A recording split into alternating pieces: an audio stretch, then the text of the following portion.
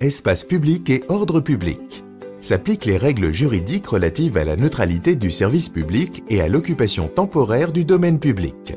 Mais les libertés fondamentales d'expression, la liberté religieuse, voire l'exercice d'un culte, de même que la nécessaire et constante prévention des troubles potentiels à l'ordre public, justifiant des restrictions à ces libertés, s'appliquent également.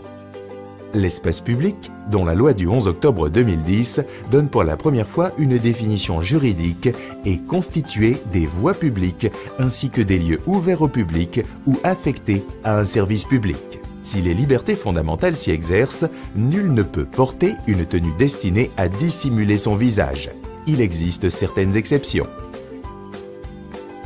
Dans les lieux de culte ouverts au public, en période de carnaval ou autres manifestations culturelles, ou encore si cette tenue peut se justifier pour des raisons de santé. Cette règle vise tout particulièrement le voile intégral, le masque, la cagoule ou la capuche. La Cour européenne des droits de l'homme a validé cette interdiction, estimant qu'elle était nécessaire à la prévention du vivre ensemble. Une incertitude juridique demeure au sujet des notions d'espace public et de sphère publique. Ce principe de neutralité religieuse s'applique-t-il au strict espace public défini par la loi du 11 octobre 2010 ou s'étend-il à l'ensemble de la sphère publique? Ce principe de neutralité religieuse de l'espace public a des conséquences sur les droits et obligations des usagers du service public et sur les manifestations religieuses dans l'espace public. Les usagers du service public.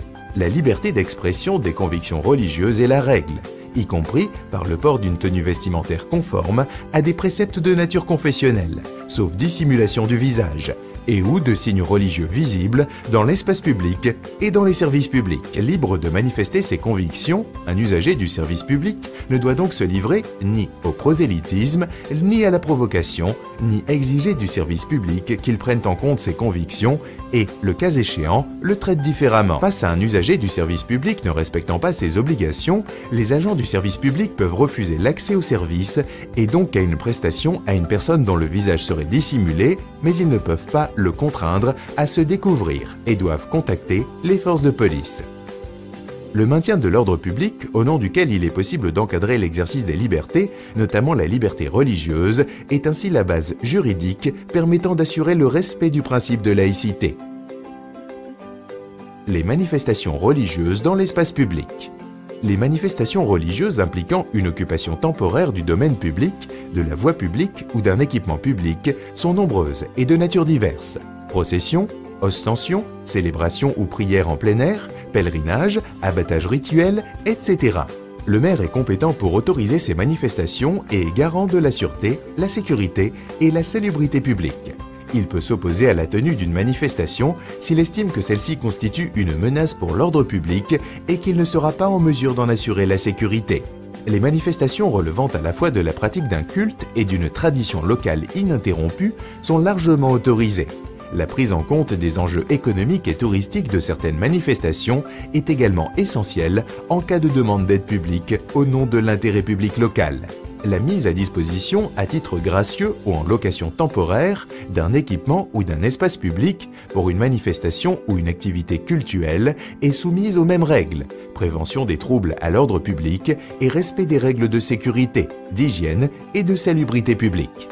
Enfin, le motif de refus ne saurait être fondé uniquement sur l'objectif cultuel justifiant la demande de mise à disposition.